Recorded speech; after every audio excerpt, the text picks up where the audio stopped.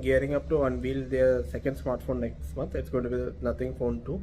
Already they've disclosed the processor is going to be a Snapdragon 8 Plus Gen 1 processor, and now it's confirmed that they're going to make it in India as well. That's a great thing. And the renders of the Nothing Phone 2 are based on live pictures of the testing stages. The upcoming offering will retain the same punch hole cutout towards the top left corner. It is said to have 2.5D glass on the front and back.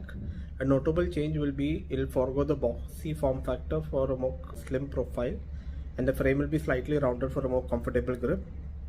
As you know, it'll have the same multiple small strips of light surrounding the camera and charging module. There'll be an independent control. There's dual LED flash, there's a power button on the right side, and the USB port and speaker grill will be on the bottom. It'll come with a 4700 mAh battery, and it should have a faster charging. It will get no significant price hike as per nothing, and it will support raw HDR format and 4K 60 frames per second video as well. The world's first manned flying saucer took its maiden flight in Shenzhen Talent Park today. The remarkable aerial vehicle was developed entirely in Shenzhen, captivating the audience attention. It makes it look like a flying saucer taking off. I will just share the images of it. The highly anticipated event showcased a vertical takeoff and landing of the vehicle that boasts a striking resemblance to iconic flying saucers depicted in sci-fi American movies. Its distinguishing feature is the transparent hemisphere on the center, offering occupants an unparalleled panoramic view of their surroundings. There was a flight duration of around 15 minutes and a flight capacity of around 200 meters, and the maximum speed was around 50 kilometers per hour. But it sets new benchmarks. It shows a seamless transition between automatic and manual modes. It is equipped with a 6-foot hole duct and a sophisticated configuration of 12 propeller motors.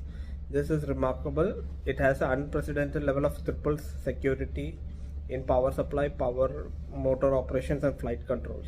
It will be launched for tourists, but I don't think it'll make it in the market pretty soon. Especially it'll not make it outside China. In China, the Chinese government will force it on the people for tourists and all, but they will not give it worldwide because, as you know, there's a problem going on between China and the US at the moment. Huawei, the Chinese tech giant, is preparing to launch PanGu Chat, a new multimodal language model that competes directly with OpenAI's ChatGPT.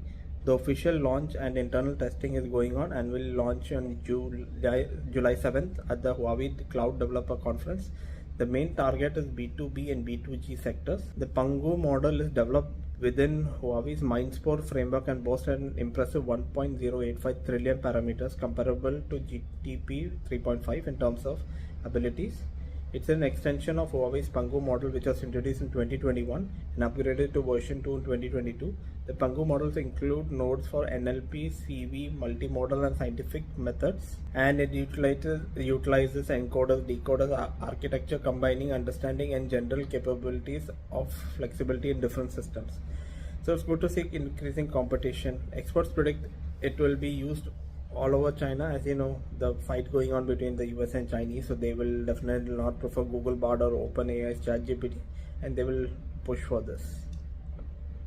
Xiaomi Pad 6 series has been announced in April in China, and now it seems it's going to be launched in India. That will be only the Xiaomi Pad 6, and the date is supposed to be June 13th.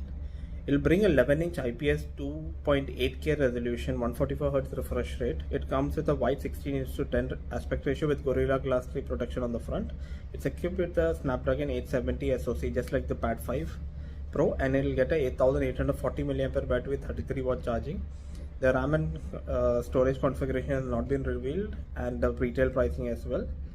But it should be cheaper than the OnePlus Pad that has been launched at around 40,000 Indian rupees.